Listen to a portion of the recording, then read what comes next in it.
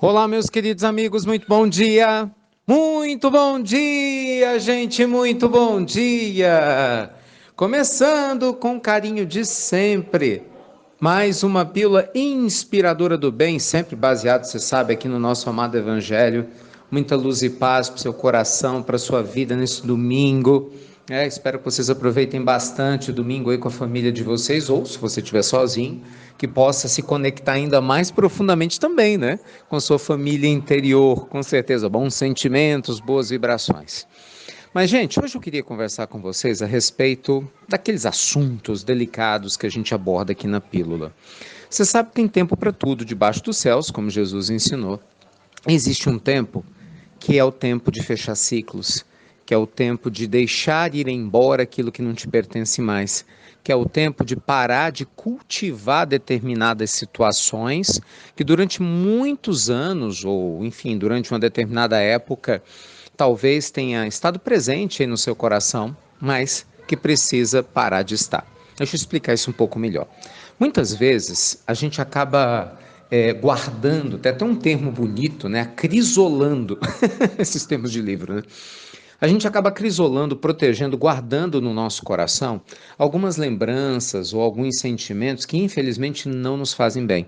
Normalmente são resquícios de memórias relativas a experiências que nós vivemos no passado, de ciclos que se fecharam, mas a gente rejeita aceitar isso. Então imagina só, uma pessoa foi casada durante muitos anos e de repente houve uma cisão, um divórcio.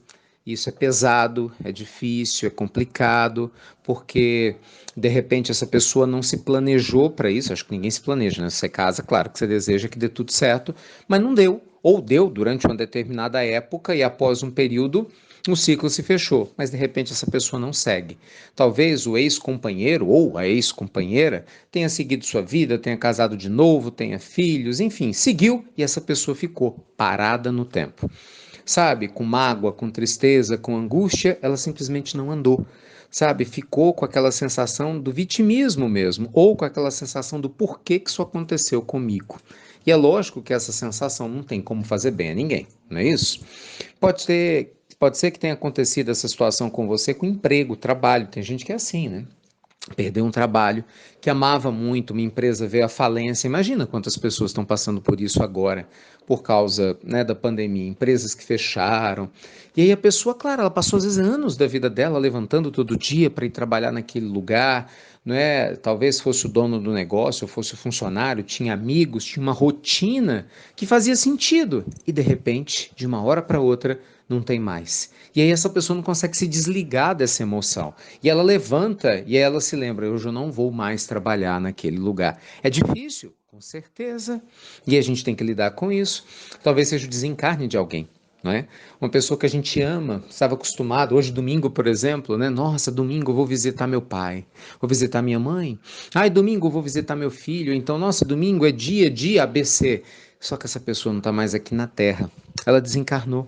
E nem sempre a gente consegue lidar com essa ausência ou a presença da ausência. Enfim, ciclos. Talvez você tenha vivenciado um acidente, parte do seu corpo não esteja mais com você, não é? Existem acidentes graves que acontecem com pessoas no mundo todo, ou passado por um problema de saúde grave que tenha deixado alguma sequela, e aí você fica lembrando, meu Deus, na época que eu andava, né? Na época que eu tinha meus braços, na época que eu fisicamente tinha mais liberdade, mas agora não tem mais. Enfim, de novo, seja como for, meus amigos, a gente tem uma hora para fazer o luto, a gente precisa disso. Nós temos uma hora para poder olhar para trás, analisar o que aconteceu, passar por todas as fases necessárias, mas chega uma hora que a gente tem que amadurecer. A gente precisa seguir adiante.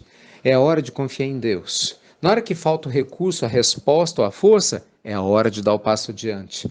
É a hora de você saber que existe uma mão maior que criou esse universo perfeito que a gente está inserido, que te acompanha, te protege, te guia.